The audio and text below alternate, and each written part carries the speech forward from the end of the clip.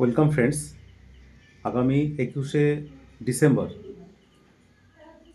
NMMSAC অর্থাৎ national merit cum scholarship examination 2025-এ শুরু হচ্ছে। তা তোমরা কিভাবে সেই ওএমআর শিট পূরণ করবে, আশা করি অলরেডি অ্যাডমিট কার্ড ডাউনলোড করে নিয়েছো। তা সেই ওএমআর শিটটা কীভাবে পূরণ করবে সেটা নিয়ে আজকের ভিডিও, চলো দেখে নেওয়া যাক। আগামী 21শে ডিসেম্বর 2025 তারিখে NMMAC অর্থাৎ ন্যাশনাল মিন্স কাম মেরিটস স্কলারশিপ এক্সাম 2025-এর পরীক্ষা শুরু হচ্ছে পশ্চিমবঙ্গে। অনলাইনে আবেদন জমা দেওয়ার তারিখ ছিল 7/8/2025 থেকে 9/9/2025 পর্যন্ত। আশা করি তোমাদের প্রত্যেকের পরীক্ষার অ্যাডমিট কার্ড ডাউনলোড করা হয়ে গেছে। তা এটা হচ্ছে একটা ওএমআর শিট। এই ওএমআর শিট কিভাবে পূরণ করবে সেটা আমি দেখাবো তোমাদের এই ভিডিওর মাধ্যমে। সুতরাং ভিডিওটি স্কিপ না করে তোমরা দেখতে থাকো। পরীক্ষার হলে কিন্তু এরকম একটা ওএমআর শিট পাবে 2 পাতার। ওএমআর শিট ফিল আপ করার আগে একটা নোট আমরা পড়ে নেব। সাইড 2 অর্থাৎ ব্যাক পেজে আমরা এটা পাবো। প্রথমেই 1 নম্বর যেটা পয়েন্ট আছে, your year code for NMMS exam 2025, অর্থাৎ এখানে এই কোডটা হচ্ছে 25, অর্থাৎ পরীক্ষার কোড নাম্বার 25। 2 নম্বর পয়েন্টে বলা হচ্ছে use black ball point pen only for marking on OMR answer sheet. তাহলে একমাত্র ব্ল্যাক পেন দিয়েই কিন্তু ওএমআর শিটটা পূরণ করতে হবে। নিজের নাম, রোল নাম্বার অবশ্যই অ্যাপ্রোপ্রিয়েট বক্সে আমাদের লিখতে হবে। 3 নম্বর পয়েন্টে বলা হচ্ছে right your name and roll number in the appropriate place and also encode roll number. তাহলে সঠিক জায়গায় নাম, রোল নাম্বার এগুলো এন্টার করতে হবে বা লিখতে হবে। 4 নম্বর পয়েন্টে বলা হচ্ছে find out the correct answer to an item given in the text booklet out of 4 alternatives. সঠিক উত্তরটা খুঁজে বার করতে হবে এবং সার্কেলটা এই ডার্ক সার্কেলের মতো করে দিতে হবে। এইভাবে কিন্তু প্রত্যেকটা ওএমআর শিট পূরণ হবে। নিচে একটা এক্সাম্পল হিসেবে দেখানো হয়েছে, পূরণ করা হয়েছে এটা, এই সার্কেলটা এইভাবেই কিন্তু পূরণটা করতে হবে। আর কারেক্ট মেথড, এটাই হচ্ছে কারেক্ট মেথড। এরপরে নিচের দিকে 4টি মেথড দেখানো হয়েছে এখানে, যেটা বলা হচ্ছে ইনকারেক্ট মেথড। যেমন আমি কোনো প্রশ্নের উত্তর ক্রস করে দিলাম, তাহলে কিন্তু হবে না। 2 নাম্বার, আমি একটা টিক চিহ্ন করে দিলাম, তাহলেও কিন্তু হবে না। তারপরে আমি শুধুমাত্র এইটুকু করে দিলাম, ডার্ক করে দিলাম, তাহলে কিন্তু এটা ভুল। নিচে আমি শুধু এইভাবে রাউন্ড করলাম, তাহলেও কিন্তু এটা ভুল হবে। এই 4টি মেথড এখানে দেখানো হয়েছে, এই 4টি কিন্তু রং। সুতরাং এইভাবে কেউ করবে না। যেটা সঠিক বা কারেক্ট মেথড হচ্ছে বি, যেটা সার্কেলটা পূরণ করা আছে, এইভাবেই কিন্তু প্রত্যেকটা পূরণ করতে হবে।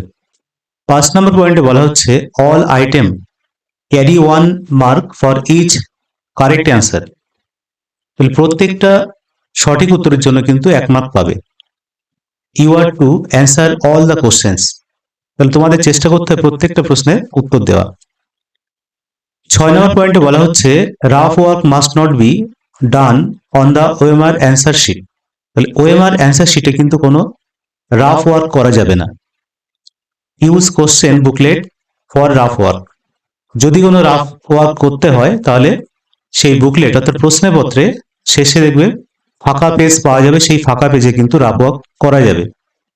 7 নম্বর পয়েন্টে বলা হচ্ছে once marking the circle is done. যদি কোনো মার্কিং সার্কেল ডান অর্থাৎ করে ফেলো, it can not be change. তাহলে একবার যদি আমরা এই গোল করে ফেলি, ব্লকটা পূরণ করে ফেলি, তাহলে কিন্তু আর কোনো চেঞ্জ হবে না। That should be ensure before marking the answer. অবশ্যই তোমরা সার্কেলটা পূরণ করার আগে বা ব্লকটি পূরণ করার আগে অবশ্যই সঠিক উত্তরটা খুঁজে আগে নেবে। নো চেঞ্জ বা কাটিং বা ওভাররাইটিং ইজ পারমিটেড। তাহলে কোনো চেঞ্জ হবে না বা কাটিং করা যাবে না বা ওভাররাইট করা যাবে না ওএমআর শিটে। 8 নম্বর পয়েন্টে বলা হচ্ছে follow sample method of writing name marking roll number in example below. এখানে একটা এক্সাম্পল হিসেবে দেখানো হয়েছে যেমন এখানে নাম লেখা হয়েছে আরুষ, এরকম ক্যাপিটাল লেটারে লিখতে হবে তোমার নিজের নাম, তারপরে একটা ঘর ছেড়ে দিয়ে তারপরে টাইটেলটা লিখতে হবে এইভাবে প্রত্যেকটা ঘরে।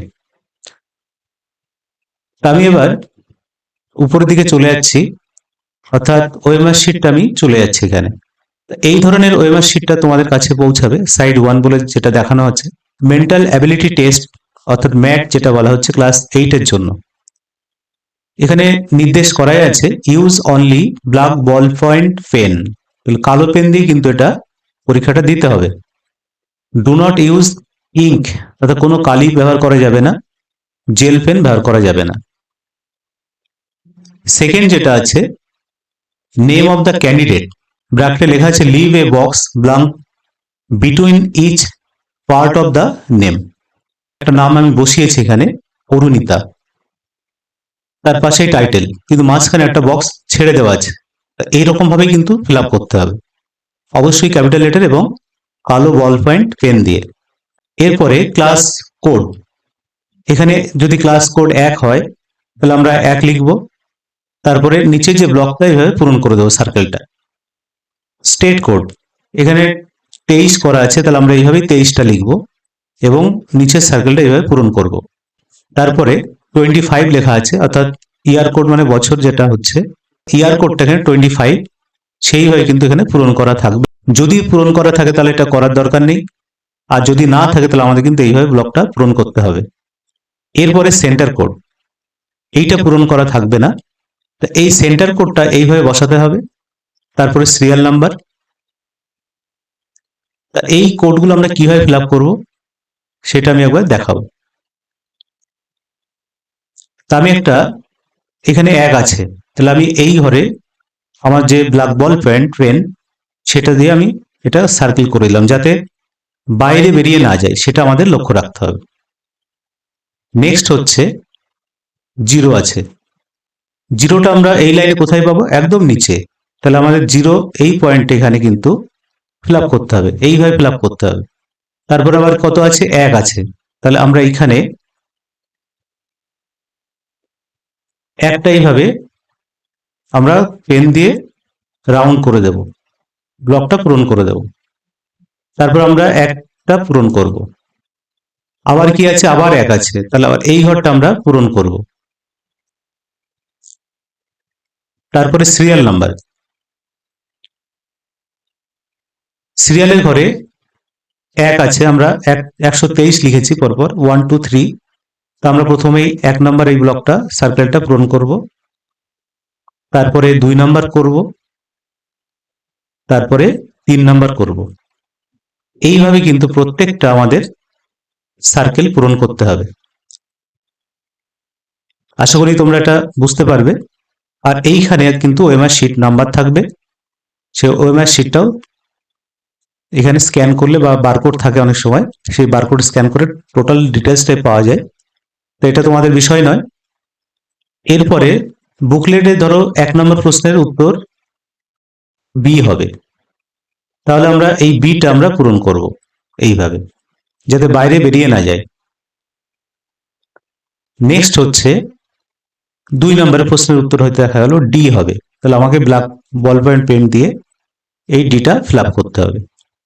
এরপরে দেখা যাচ্ছে 3 নম্বর প্রশ্ন, তার উত্তর হয়তো সি, তাহলে আমরা সিটা এইভাবে সার্কেল বা ব্লকটা পূরণ করব যাতে বাইরে বেরিয়ে না যায়, সেইভাবে আমরা পেন দিয়ে কিন্তু এইভাবে পূরণ করব। এরপরে 4 নম্বর যে প্রশ্ন, তার উত্তর হয়তো এ, তাহলে আমরা এই ব্লকটা পেন দিয়ে পূরণ করব। তো প্রত্যেকটা উত্তর কিন্তু আমরা এইভাবেই পূরণ করব, এরকমই দেখতে লাগবে। তো প্রত্যেকটার উত্তর কিন্তু 1 নাম্বার করে, সুতরাং সেইভাবে কিন্তু আমাদের প্রত্যেকটা প্রশ্ন ভালোভাবে পড়ে নিয়ে তার উত্তর করতে হবে। কখনোই কিন্তু আমরা, দেখা গেল আমার খানিকক্ষণ পরে মনে হচ্ছে ইস বিটা উত্তর হবে, তাহলে আমি এটা কেটে দিয়ে আমি বিটা করলাম, তাহলে কিন্তু এখানে নাম্বার 0 হয়ে গেল, কারণ একবার রাইট হয়ে গেলে আর কিন্তু সেটা কিছু করার নেই। সুতরাং প্রশ্নের উত্তর ভালো করে জেনে নিয়ে বুঝে নিয়ে তারপরেই কিন্তু ওএমআর শিটটা পূরণ করতে হবে, এটা কিন্তু মাথায় ভালো করে ঢুকিয়ে রাখো। এইভাবে প্রত্যেকটা 90টা প্রশ্নের উত্তর দিতে হবে। এরপরে নিচের দিকে ক্যান্ডিডেট সিগনেচার, এইভাবে কিন্তু টানা হাতে সাইন করতে হবে। তারপরে ইনভিজিলেটর যিনি গার্ডে থাকবেন তিনি এইভাবে সাইন করবেন টানা হাতের। লাস্ট যে বক্সটা আছে put signature and seal of centre, এইটা তোমাদের মাথায় রাখার দরকার নেই, এটা যে সেন্টার পরীক্ষা দেবে তার সিল সাইনটা এখানে থাকবে।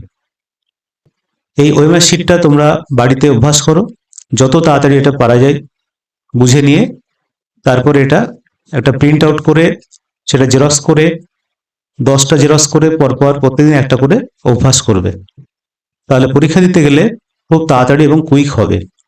আশা করি তোমাদের এই ভিডিও অনেকটাই হেল্প করেছে। এরপরে যদি কোনো প্রশ্ন থেকে থাকে অবশ্যই কমেন্টে জানাবে।